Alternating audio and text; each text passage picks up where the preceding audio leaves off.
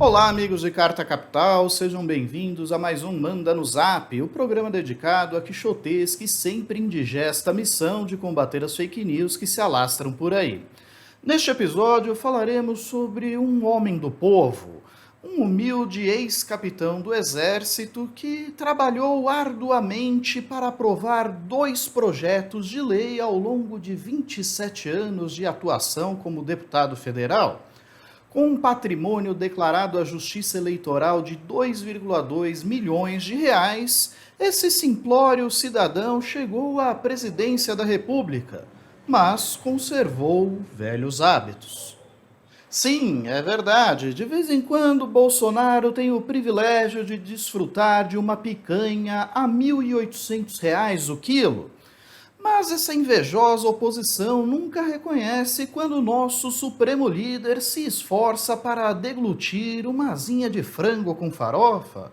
Reparem só a lambança. Pois é, o vídeo gravado pelo ministro das Comunicações foi, porém, deturpado pelos comunistas de iPhone, que vieram criticar os elevados gastos com cartão corporativo feitos pela presidência da República, mas não mencionaram que Bolsonaro precisa alimentar 50 emas, 150 funcionários e um vasto rebanho de aduladores no chiqueirinho, perdão, no cercadinho.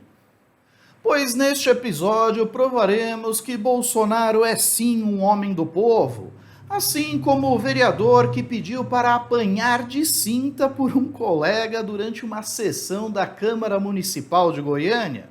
Falaremos também sobre a inauguração da mais nova atração turística de São Paulo, o Canyon de João Dória.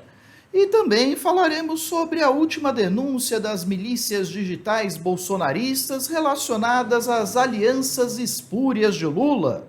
Com o Centrão? Nada disso, é com Beelzebub mesmo. Preparados? Então reforcem a dose de antiácido e retirem logo as crianças da sala, porque as cenas a seguir podem ser perturbadoras para determinados públicos.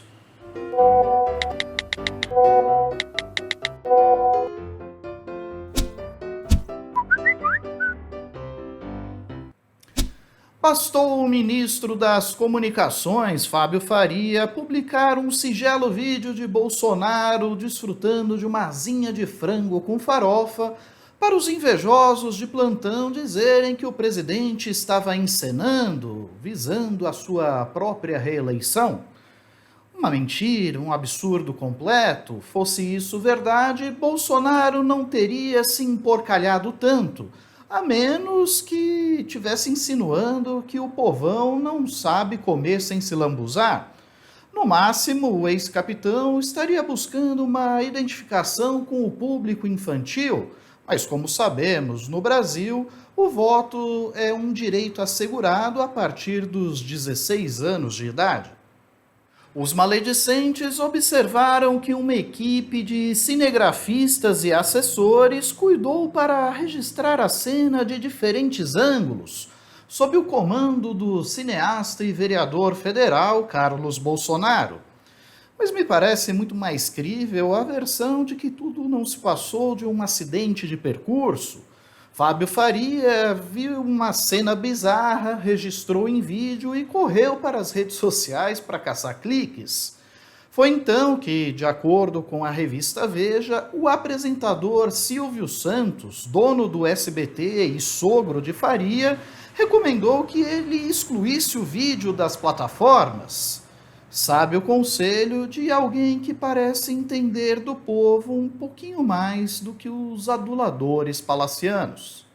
Seja como for, Bolsonaro não precisa de farofa para provar ser um homem do povo. Vamos aos fatos.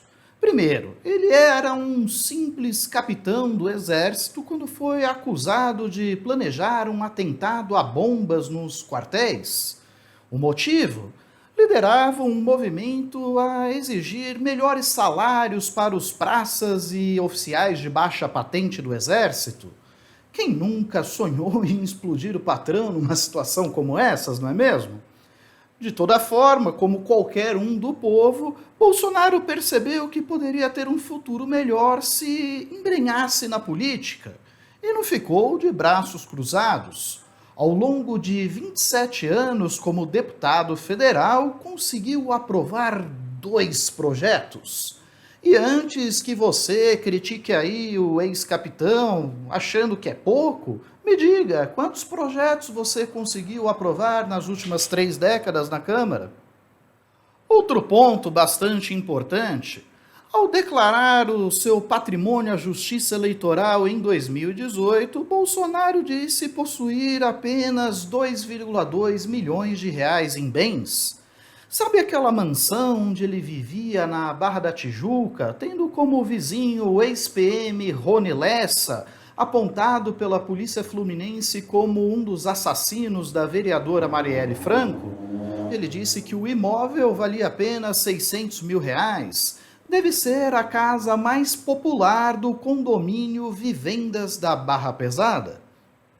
Com menos tempo na política, os seus filhos tiveram muito mais êxito nas finanças. O senador Flávio Bolsonaro, por exemplo, conseguiu comprar uma casa de 6 milhões de reais no Lago Sul, em Brasília. É quase o triplo do patrimônio acumulado pelo pai ao longo de toda a vida. E esta sim é uma mansão de verdade. Ocupa 2.400 metros quadrados, tem piso de mármore, 2 pavimentos, 4 suítes, sauna, piscina, academia particular, brinquedoteca, banheiros com cubas de bronze, vejam só. Metade do valor do imóvel foi financiado a juros camaradas pelo BRB, o Banco Público do Distrito Federal. E a outra metade é proveniente da grana das rachadinhas, segundo o Ministério Público do Rio de Janeiro. Bem, e como todos sabem, quem racha salário, conta, prato no restaurante é um homem do povo, claro.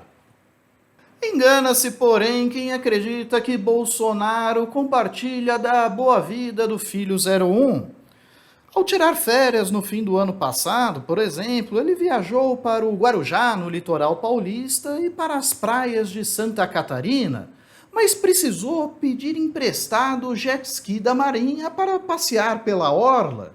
Fosse um desses bons-vivants que existem por aí, certamente já teria o seu pedalinho para interagir com os banhistas. Vale lembrar que a picanha de R$ 1.800 foi um presente de um admirador. E que homem do povo iria recusar carne numa crise dessas, não é mesmo? Enfim, os invejosos de plantão insistem que os gastos com o cartão corporativo da Presidência da República são abusivos, ultrapassaram a marca de 11,8 milhões de reais em 2021, a maior despesa dos últimos 7 anos. Mas o presidente tem uma boa explicação para isso. Dá uma olhada. A maldade enorme da imprensa com esse cartão corporativo. Aqui deve ter, eu vou chutar aqui, uns 50 trabalhadores aqui na casa. Querem que eu pague do meu salário? Eu pago.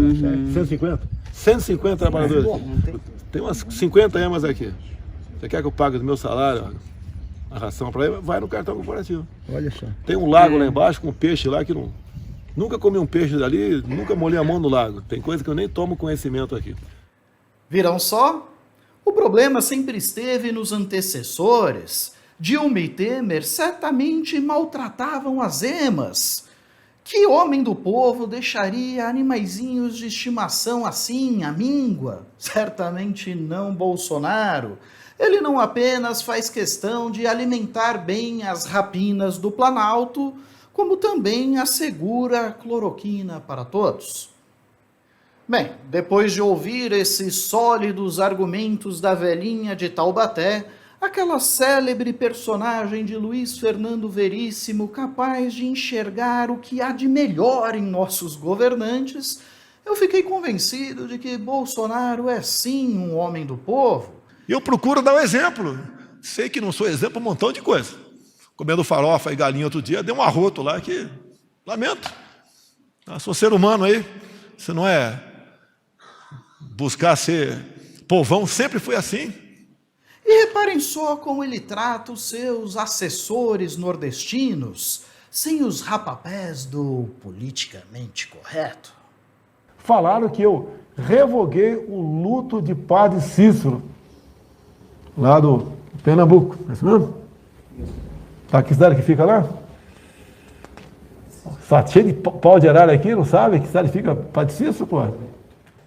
Outro homem do povo é Sargento Novandir, vereador de Goiânia, que estranhamente pediu para um colega açoitá-lo com um cinto durante uma sessão da Câmara Municipal.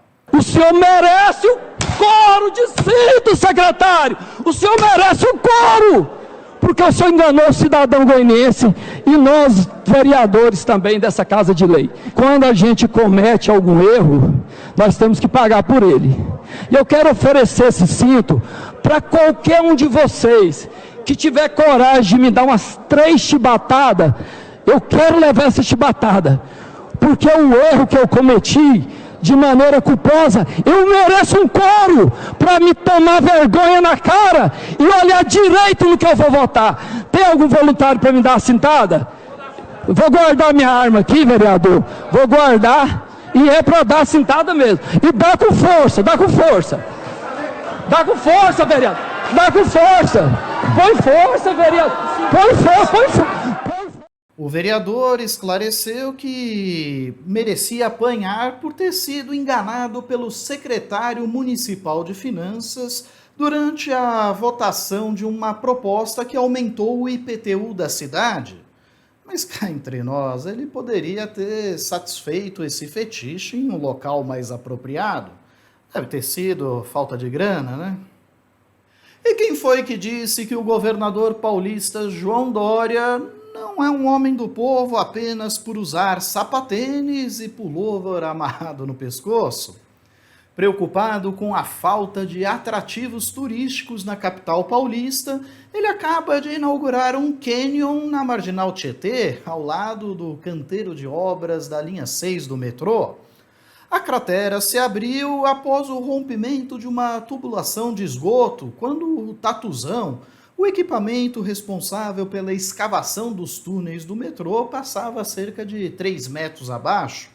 O buraco engoliu 3 faixas da pista local da Marginal em direção à rodovia Ayrton Senna. Aí eu pergunto, quem vai desfrutar desta bela paisagem? Banqueiro, empresário, multimilionário, anda tudo de helicóptero, viaja para Miami todo fim de semana. Essa é uma obra para o povão mesmo. Pena que a nova atração turística deve atrasar ainda mais a inauguração da linha 6 do metrô, que deveria estar funcionando há 10 anos. Mas sabem como é? Não é só de locomoção que o povo vive, também precisa de um pouco de diversão, não é mesmo? E quando achamos já ter visto o fundo do poço, eis que sempre surge alguém disposto a cavar mais um pouco. Desta vez, coube ao deputado Eduardo Bolsonaro a tarefa de manejar a pá. Nas redes sociais, ele insinuou que o acidente do metrô foi provocado por engenheiras mulheres. Se a meritocracia estivesse em pleno vigor, acrescenta ele, nada disso teria acontecido. Bem, eu desconfio que o nobre parlamentar acredite que meritocracia é reserva de vaga no mercado de trabalho para homens brancos, autodeclarados heterossexuais e com papai famoso, capaz de encaminhá-los na vida pública ou na iniciativa privada. Nem parece ser o mesmo homem que se candidatou a ser embaixador do Brasil em Washington devido à sua notável habilidade como chapeiro em uma rede de fast food dos Estados Unidos, estão lembrados? Enquanto isso, as milícias digitais bolsonaristas estão espalhando por aí que Lula selou um pacto com o Coisa Ruim. E não, eu não estou aqui me referindo aos rumores de uma reaproximação com Michel Temer, o surfista do golpe de 2016. O líder petista estaria mancomunado com o Tinhoso mesmo, o Cramunhão, o diabo em pessoa. Eu ontem quando eu cheguei, as mulheres pagaram pipoca em mim e me entregaram um santo, como é que chama? Me entregaram um Xangô em relação com o demônio. Que eu estou falando com o demônio e o demônio está tomando conta de mim. Obrigado às entidades de me trazerem aqui. Notaram os cortes grosseiros no vídeo? Pois é, em agosto do ano passado, Lula participou de um encontro com lideranças do movimento negro na Bahia, incluindo representantes de religiões de matriz africana. E na ocasião, ele antecipou que aquele encontro seria distorcido pelas milícias digitais bolsonaristas para alimentar a indústria de fake news. Dá uma olhada. Vocês sabem que eu tenho conversado com muita gente da religião das matrizes africanas, Wagner. E eu sei que os bolsonaristas estão fazendo uma verdadeira guerra na rede social. Eu ontem, quando eu cheguei, as mulheres pagaram pipoca em mim e me entregaram um santo, como é que chama? Me entregaram um Xangô. E nas redes sociais do bolsonarismo, eles estão dizendo que eu tenho relação com o demônio. Que eu estou falando com o demônio e o demônio está tomando conta de mim. Mas é uma campanha massiva. É uma campanha violenta, como eles sabem fazer do mal. Eles só sabem fazer isso. Ou seja, o vídeo que mandaram para o zap do meu tio Valdemar, na verdade, é uma grosseira montagem de uma fala de Lula. Um dos responsáveis pela divulgação dessa grosseira falsificação é o vereador Rômulo Quintino, de Cascavel, no Paraná. E a Coalizão Negra por Direitos já acionou o Ministério Público pedindo que o político seja processado por racismo e por incitação ao ódio contra religiões de matriz africana. E no programa da semana passada sobre a canonização de Olavo de Carvalho, nós recebemos mais de 500 comentários. Selecionamos alguns deles para o quadro Best Hater Forever, especialmente dedicado aos fãs que adoram nos odiar.